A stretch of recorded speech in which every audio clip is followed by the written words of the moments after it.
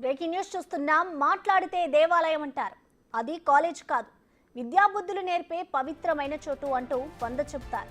ఇలా మాటలు నరకడంలో ఆయన తర్వాతే ఎవరైనా. మైక్ పట్టుకుంటే గంటలు గంటలు స్పీచ్ ఇచ్చే నటుడు మోహన్ బాబు యూనివర్సిటీలో అరాచకం రాజ్యమేలుతోంది.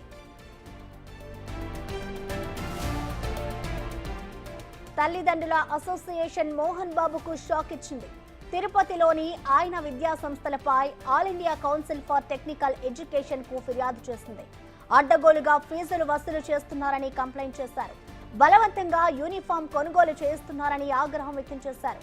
డే స్కాలర్స్ ఖచ్చితంగా మెస్లోనే తినాలని రూల్ పెట్టడంపై అసోసియేషన్ మండిపడుతోంది. మాట వినకపోతే బౌన్సర్లతో విద్యార్థులపై దాడులు చేయిస్తున్నారని కంప్లైంట్ చేశారు.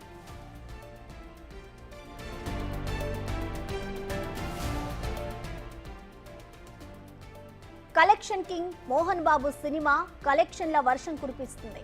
సినిమాలే కాదు, యూనివర్సిటీ నుంచి కూడా కలెక్షన్లు పిండుకుంటున్నారనే ఆరోపణలు వినిపిస్తున్నాయి. కలెక్షన్ కింగ్ అన్న బిరుదును సార్థకం చేసుకుంటున్నారనే విమర్శలు వస్తున్నాయి.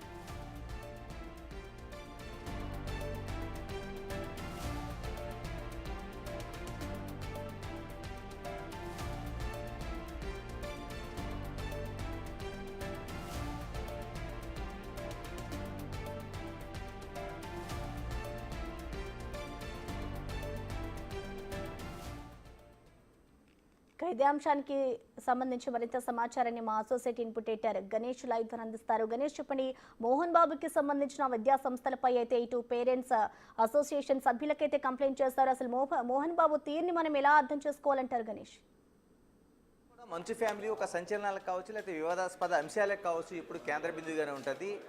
అలాంటిది ఇప్పుడు ఏదైతే మోహన్ బాబు యూనివర్సిటీ కూడా అలాంటి వివాదంలోనే చిక్కుందని మనం చెప్పాలి. ఎందుకంటే గతం నుంచి కూడా అనేక వివాదాలు ఉన్నాయి. దానికి తోడు ఇప్పుడు మంచు యూనివర్సిటీకి సంబంధించి గతంలో శ్రీ విద్యానికేతన్ సంస్థగా ఉండే ఈ సంస్థ ఏదైతే ఉందో తిరుపతిలోన దాదాపు 9 సంస్థల సమాహారంగా, అంటే అటు ఇంజనీరింగ్ కావచ్చు, లేకపోతే పీజీ కావచ్చు, లేకపోతే అగ్రికల్చర్ కావచ్చు, పారామెడికల్ కావచ్చు, ఇలా దాదాపు 9 సంబంధించిన ఏదైతే విభాగాలు ఉన్నాయి ఇవన్నిటికీ కలిపి మనకి 2002లోన ఒక యూనివర్సిటీగా మోహన్ బాబు యూనివర్సిటీగా దీన్ని ఏర్పాటు చేశారు. అంతకుముందు 1992లోని శ్రీ విద్యానికేతన్గా ఏర్పడిన సంస్థ తర్వాత ఇప్పుడు దాన్ని అటానమస్ యూనివర్సిటీగా దాన్ని ఒక గుర్తింపు తెచ్చుకున్నారు. యూజీసీ అఫిలియేషన్లోనే నడుస్తున్న సంస్థగా ఉంది. అయితే తాజాగా ఇప్పుడు వచ్చిన ఏదైతే తల్లిదండ్రులు కావచ్చు, విద్యార్థులు కావచ్చు, దీనిపైన ఒక ఫిర్యాదు చేశారు. ఈ ఫిర్యాదు ఎంత తీవ్రంగా చేశారంటే దాదాపుగా ఏదైతే ఈ కాలేజీలకి అనుమతినిచ్చే మనకి Andhra Pradesh state council of higher education సంబంధించినతో పాటు all India council for technical education కూడా చేశారు. దీనిపైన విచారణ జరిపి దీనిపైన ఖచ్చితంగా దీన్ని చర్యలు తీసుకోవాలని ఒక ప్రధానమైన డిమాండ్ అయితే తీసుకొచ్చారు. దీనికి సంబంధించి తల్లిదండ్రుల అసోసియేషన్ కూడా దీనికి సంబంధించిన కాపీలు అందజేశారు. దీంతో ఇప్పుడు ఈ వివాదం ఎక్కడ దారితీస్తుంది మోహన్ బాబు యూనివర్సిటీ, ఎందుకంటే దీనికి డాక్టర్ మంచు మోహన్ బాబే ఛాన్సలర్గా కొనసాగుతున్నారు. ఇలాంటి పరిస్థితుల మధ్య ఈ కాలేజీలో ఈ మొత్తం ఈ దీంట్లో ఏం వ్యవహారం జరిగింది తల్లిదండ్రులకు సంబంధించి, మరోవైపు ఏం డిమాండ్ చేస్తున్నారు, విద్యార్థులకు అంత ఇబ్బంది పెట్టే పరిస్థితులు ఏమున్నాయనేది ఇప్పటికే ఆంధ్రప్రదేశ్ పేరెంట్స్ అసోసియేషన్ దీనిపైన ఒక విజ్ఞాపన సమర్పించింది. దీనిపైన చర్యలు తీసుకోవాలని ఒక డిమాండ్ అయితే వ్యక్తం చేస్తుంది. మనతో లైవ్లో పేరెంట్స్ అసోసియేషన్ ఆంధ్రప్రదేశ్ రాష్ట్ర కార్యదర్శి జి ఈశ్వరయ్య ఉన్నారు. ఈశ్వరయ్య గారు నమస్తే. సార్ నమస్కారం. గణేష్ గారు బాగున్నారా? ఈశ్వరయ్య గారు, నా వాయిస్ వినిపిస్తుందా? క్లియర్ గా వినిపిస్తుంది సార్. నా వాయిస్ వినిపిస్తుందా మీకు? రైట్. ఈశ్వరయ్య గారు నమస్తే. నమస్తే సార్. ఈశ్వరయ్య గారు, ఏంటి అసలు ఈ మోహన్ బాబు యూనివర్సిటీ అంతకుముందు శ్రీ విద్యానికేతన్గా ఉండేది, 2002లో ఇప్పుడు మోహన్ బాబు యూనివర్సిటీగా ఒక విస్తృత పరిధి సంతరించుకుంది. ఏంటి ఇప్పుడు ప్రధానంగా వచ్చిన డిమాండ్ ఏంటి? తల్లిదండ్రులు విద్యార్థులు ఎటువంటి ఇబ్బందులు పడుతున్నారు? మీ దృష్టికి వచ్చిన అంశాలు ఏంటి?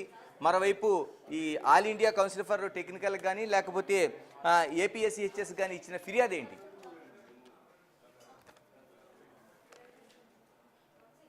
మోహన్ బాబు యూనివర్సిటీకి సంబంధించి the parents association of Andhra Pradesh నుంచి అనేక సమస్యలతో కూడినటువంటి విజ్ఞాన పత్రాన్ని all India council for technical education కు, అదేవిధంగా విద్యాశాఖ మంత్రి లోకేష్ గారికి, రాష్ట్ర ఉన్నత విద్యాశాఖకు కంప్లైంట్ చేయడం జరిగింది. ఇది ఆ కళాశాలలో యూనివర్సిటీలో చదువుతున్నటువంటి విద్యార్థుల తల్లిదండ్రుల యొక్క విజ్ఞప్తి మేరకు అక్కడ జరుగుతున్నటువంటి అంశాలపైన వారు కంప్లైంట్ చేయడంతో ఈ సంఘం తరపు నుంచి కంప్లైంట్ చేయడం జరిగింది. ప్రధానంగా ఫీజులు ఏఐసిటి నిబంధనలకు లోబడి వసూలు చేయాల్సి వస్తే వాటికంటే పెద్ద ఎత్తున బిల్డింగ్ ఫీజులని, ట్యూషన్ ఫీజులని విపరీతంగా డబ్బులు వసూలు చేస్తూ ఉన్నారు. అదేవిధంగా బస్సులో పోవడానికి ఫీజెస్ కలెక్ట్ చేస్తూ ఉన్నారు. కానీ బస్సులో సీట్లు లేకుండా దాదాపు 45 నిమిషాల పాటు నిలువుగాళ్ల పైన నిలబడి ప్రయాణం చేయాలి. ఎవరైనా బస్సు ఫీజులు కలెక్ట్ చేసినప్పుడు దానికి తగ్గట్టు ఏర్పాట్లు చేయాలి. కానీ అలా చేయకుండా వాళ్ళు బస్సు ఎక్కగానే 45 నిమిషాల పాటు మళ్ళీ క్యాంపస్ లేక పోయినంత వరకు కూడా నిలబడుకునే పోవాలి. ఇదేమని అడిగితే దాదాపు 100-150 మంది బౌన్సర్లు పెట్టారు. ఆ బౌన్సర్ల బాడీలు చూడగానే పిల్లలు విపరీతంగా భయపడేటువంటి పరిస్థితి వస్తూ ఉంది. 1-2 సందర్భాల్లో బౌన్సర్లు తల్లిదండ్రుల పట్ల, స్టూడెంట్స్ పట్ల కూడా అమర్యాదకరంగా ప్రవర్తన చేశారనేటువంటి అంశాన్ని కూడా గతంలో కూడా తీసుకొని వెళ్ళారు పేరెంట్స్. కానీ అయినా అక్కడ పట్టించుకున్నటువంటి పాపాను పోలేదు. మెస్సు 2 గంటల 15 నిమిషాల నుంచి 3-15 నిమిషాల మధ్యలో దాదాపు 3 గంటల పైచులకు 3:30 వరకు ఎవరైనా భోజనం చేయగలడానికి అవకాశం ఉంటుందా? కానీ ఈ పద్ధతిలో ఒక టైం బౌండ్ అనేటువంటిది లేకుండా, సరైనటువంటి పద్ధతిలో లేకుండా, ఇష్టారాజ్యంగా అడగడానికి అవకాశం లేకుండా చేస్తా ఉన్నారు. ఇవన్నీ ఒక మీద అయితే క్యాంపస్ లో ఇంకా 2 నెలలు కూడా పూర్తి కాలే అకాడమిక్ ఇయర్ ప్రారంభమై అక్కడ క్యాంపస్ లో పనిచేస్తున్నటువంటి లెక్చరర్లు వారి నైపుణ్యతను పరిగణలోకి తీసుకోలేదు.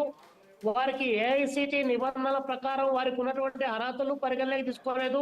వారి ఇష్టారాజ్యంగా నియామకాలు చేపట్టుకోవడం. ఈ రోజు అక్కడ ఉన్నటువంటి అధ్యాపక వర్గం కూడా 2 మాసాలు పూర్తి కాకముందే, వాళ్ళ కాంట్రాక్ట్ కూడా పూర్తి కాకముందే వారంతా కూడా దాదాపు 10 మంది రాజీనామా చేశారు. కొంతమందికి జీతాలు రానటువంటి పరిస్థితి. వాళ్ళు హైకోర్టును కూడా ఆశ్రయించినటువంటిది కళ్ళ ముందు కనిపిస్తా ఉంది. ఇన్ని రకాల సమస్యలు అక్కడ ఉన్నటువంటి పద్ధతుల్లో లక్షల రూపాయల ఫీజులు కట్టి అక్కడ చదువుకుంటా ఉంటే కనీసం వారు కట్టినటువంటి ఫీజుకు 40% కూడా న్యాయం జరగడం లేదన్నటువంటిది విద్యార్థుల తల్లిదండ్రుల యొక్క ఆవేదన. ఈశ్వరయ్య గారు ఇక్కడే ప్రధానమైన ప్రశ్న వినిపిస్తుంది. మీరు రాష్ట్ర విద్యార్థి సంఘం నాయకుడిగా కూడా మీరు పనిచేసిన అనుభవం ఉంది మీకు. అంటే ఫీజు రెగ్యులేషన్ కమిటీ ఉంటుంది మనకి ఎక్కడికక్కడ. ఎందుకు ఇక్కడ మోహన్ బాబు యూనివర్సిటీలో ఫీజు రెగ్యులేషన్ కమిటీ ఎందుకు పనిచేయడం లేదు? ఇష్టానుసారంగా ఫీజులు వసూలు చేస్తుంటే ఎందుకు చూడాల్సిన పరిస్థితి వస్తుంది? ఫీజు రెగ్యులేషన్ కమిటీ అనేటువంటిది ఒకటి కమిటీ ఫార్మేట్ చేశారు సార్. రాష్ట్ర వ్యాప్తంగా ఒక్కొక్క ఇంజనీరింగ్ కాలేజీకు అక్కడ ఇచ్చేటువంటి సౌకర్యాలను బట్టి వాళ్ళు ఇంత డబ్బులు వసూలు చేయొచ్చని చెప్పారు. కానీ ఇక్కడ వెరీ పర్టికులర్ ఈ యూనివర్సిటీలో, మోహన్ బాబు గారి యూనివర్సిటీలో వారు ఆడిందే ఆట పాడిందే పాట తప్ప అక్కడ స్టేట్ రెగ్యులేషన్ కమిటీ మరొకటి ఏ ఒక్కటి పనిచేయదు. ఇప్పుడే కాదు, ఈ సందర్భమే కాదు, వెరీ స్టార్టింగ్ శ్రీ విద్యానికేతన్ పెట్టినప్పటి నుంచి కూడా వారు లక్షల రూపాయల ఫీజులు వసూలు చేసేటువంటి పరిస్థితి. ఆ కాలేజీలో సీటు కావాలంటే క్యాంపస్ పేరు చాలా పెద్దగా ఉంది కాబట్టి అక్కడ సీటు కావాలంటే లక్షల డబ్బులు కట్టాల్సిందే. అక్కడ ఏఐసిటి నిబంధనలు, లేకపోతే 25% మేనేజ్మెంట్ కోటా, కరీంనగర్ కోటా, ఇవన్నీ కూడా ఒక దశలో అవి కూడా పనిచేయనటువంటి పరిస్థితి. కాబట్టి ఇక్కడ మోహన్ బాబు గారి కాలేజ్ అంటే ఆయన ఏం చేసినా కూడా చెల్లుబాటు అవుతుంది, ఆయన అడిగేటట్టు వాడే లీడర్ పద్ధతిలో వ్యవహారం